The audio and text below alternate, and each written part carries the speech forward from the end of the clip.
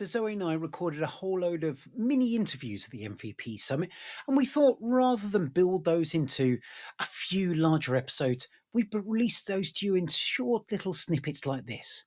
So enjoy a set of our interviews live from Seattle with various people from Microsoft and MVPs. Hope you enjoy them. Hi, this is Zoe from MVP Summit in Seattle, and I'm delighted to be joined by Simon. Would you like to introduce yourself? Hi there, I'm Simon Doy, I'm owner of I Think 365, and I specialise in helping businesses get more out of the Microsoft 365 platform, and it's great to be with you today. Brilliant. Well, thank you for joining. Let's start with the first question. What does Copilot mean to you? So the thing that I love is the development side of things, extensibility, and I'm all about breaking down application barriers and the silos of information. And Copilot, the bit that excites me is that extensibility with Copilot Studio, with Teams AI library, and so that's the bit that there's so much opportunity to bring that information, that reasoning over the business's data. I think that's where it's really an exciting area. I think we've talked about bringing things into the flow of work for years in that team space, but it feels like Copilot is the next iteration of that, doesn't it? And actually being able to completely transform how data flows and how people interact with data that's in other systems, I think is it has so much potential. Definitely, and especially when you start being able to not just retrieve information but do something with it, automate some activities, and take some actions, then I think that gets really exciting. Brilliant.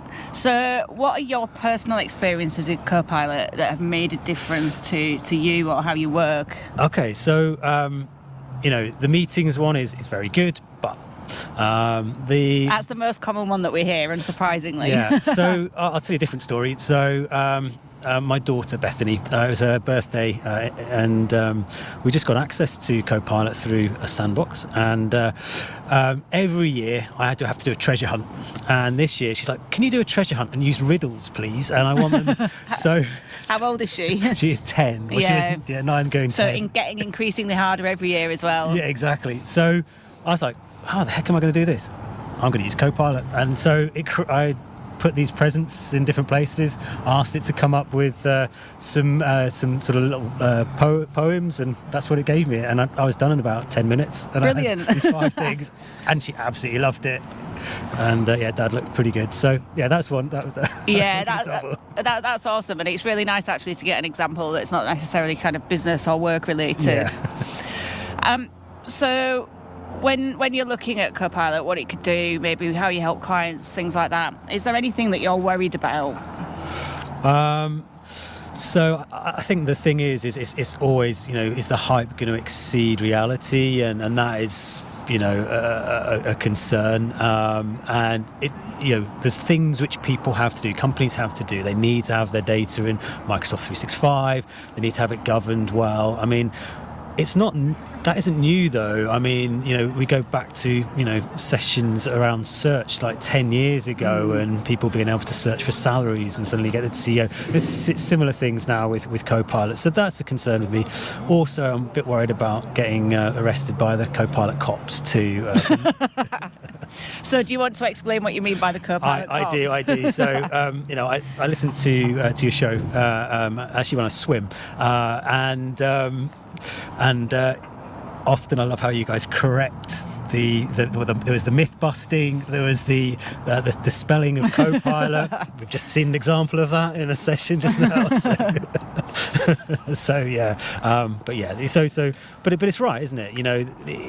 That makes the challenge of understanding Copilot, because there's so many Copilots, and understanding which one is it Copilot in sales, is it, and I don't want to get arrested, so I won't go any further, but Copilot in sales, Copilot for sales. Exactly. I think it's such an ubiquitous term now that's used across kind of the entire Microsoft stack in lots of different products and places, and with custom Copilots and things like that. So that myth busting and cutting through the noise, I think, is really needed. Yeah, definitely, and it also gives gives people trust as well. One of the ones that you talked about was the myth of it being training on your data, and that could be scary to some people. So and I still see that one being quite pervasive, even though it's clearly stated in Microsoft's responsible AI approach. It's a commitment they make to customers, and it's a really important one.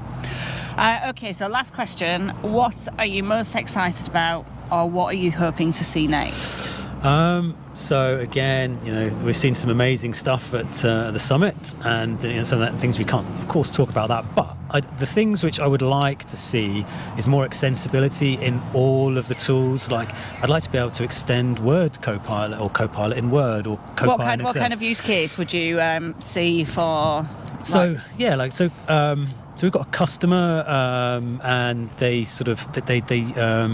use, but they're involved in silicon and finding prices of silicon components off the third party market, and being able to bring that data in from an API into Excel and manipulate that with Copilot, and maybe reason over that as well, I think would be really quite powerful. It'd be very, very powerful. The other areas are just continued extensibility support for Copilot in Teams and those experiences as well. We're doing quite a lot with Copilot Studio, and that's getting better with, recently there's been a new component to allow single sign-on. So when you're using it in SharePoint, for example, you're not having to put in a code to be able to start using it, and making it much easier to use. So exciting, lots of potential, lots of opportunities, lots of hype. Yes, that is also true. But I think it's going to be an exciting year for us. Awesome. Well, thanks for joining, Simon. Oh, thank you for having us.